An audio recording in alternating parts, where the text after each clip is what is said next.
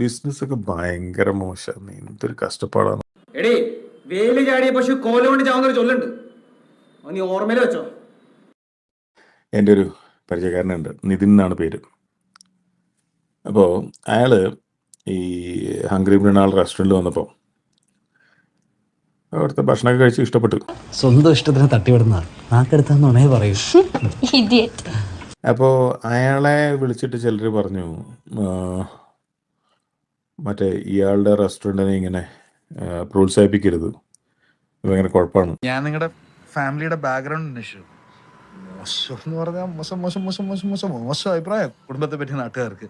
കാരണം അയാൾ ഒരുപാട് റെസ്റ്റോറൻറ്റുകൾ ബ്ലോഗ് ചെയ്ത് പണ്ട് പൂട്ടിച്ചിട്ടുണ്ട്.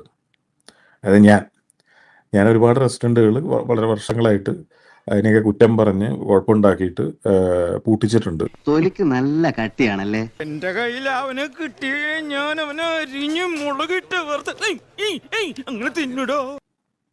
ഇതിനി പറഞ്ഞ ആളോട് ചോദിച്ചത്രേ, ഏത് റെസ്റ്റോറൻ്റാണ് അയാൾ വ്ലോഗ് ചെയ്ത് പൂട്ടിച്ചത്? അതിന് ഇയാൾക്ക് ഉത്തരവില്ല. നിങ്ങളോട് വിളിപ്പോടുവിലുണ്ട് കൃഷ്ണൻ, ഞാൻ തീറ്റ. ഒരു റെസ്റ്റോറൻറ്റിനെ ഉപദ്രവിക്കാൻ വേണ്ടിയിട്ടല്ല ഇത് ചെയ്യുന്നത്. അറിഞ്ഞൂടാ, മുഖത്ത് നിറച്ച് വിനയം വാരിത്തേച്ച് വച്ചാലും ഇടയ്ക്കിടയ്ക്ക് ഉള്ളിക്കിടക്കണ ഫ്രാഡുകൾ പുറത്തോട്ട് തള്ളി തള്ളിക്കാറ് വരും. ചില ആൾക്കാരുടെ ഇടയിൽ ഒരു പ്രചരണമുണ്ട്, ഞാൻ എന്തോ വീഡിയോ ചെയ്തിട്ട് പല റെസ്റ്റോറൻറ്റുകളും പൂട്ടിച്ചിട്ടുണ്ടെന്ന്. അതേതാ ആ റെസ്റ്റോറൻറ്റ്?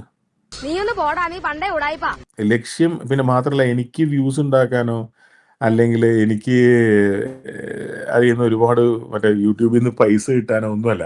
പിന്നെന്താ ഞാനിതൊക്കെ ചെയ്യാൻ കാരണം? എന്റെ മനുഷ്യത്വം, വേറെ മനുഷ്യത്വം. ആവേശം കൊണ്ട് ഓരോന്ന് വിളിച്ചു പറഞ്ഞ് തടിയേടാക്കണ്ട, പണിയെടുക്കാതെ ജീവിക്കാൻ നോക്ക്.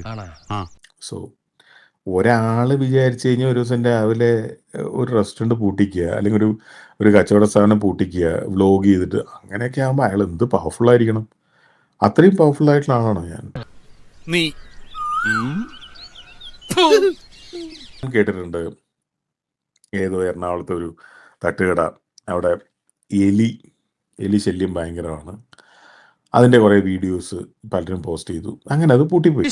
ഇതൊക്കെ എന്റെ തലയിലാവൂലോ. അതെങ്ങനെ നിന്റെ തലയിലാവണം? പിന്നെ നീ കയറിയേക്കോ. അതിന്റെ ഒരു കുറവ് മാത്രമേ ഉള്ളൂ. അത് ഇവര് വീഡിയോ ചെയ്തുകൊണ്ടല്ലോ പൂട്ടിപ്പോയത്, അവിടെ എലി ഉള്ളതുകൊണ്ടല്ലേ പൂട്ടിപ്പോയത്. തന്നെ അണ്ണന് വയറിറച്ചും ബുദ്ധി തന്നെ. ഞാൻ പോട്ടാ, ഞാനും വരുന്നു. ഹലോ സാറന്മാരെ നമസ്കാരം. ഒന്ന് പോടാ. ധൈര്യം ഉണ്ടെങ്കിൽ അടിച്ചിട്ട് പോടാ പട്ടികളെ.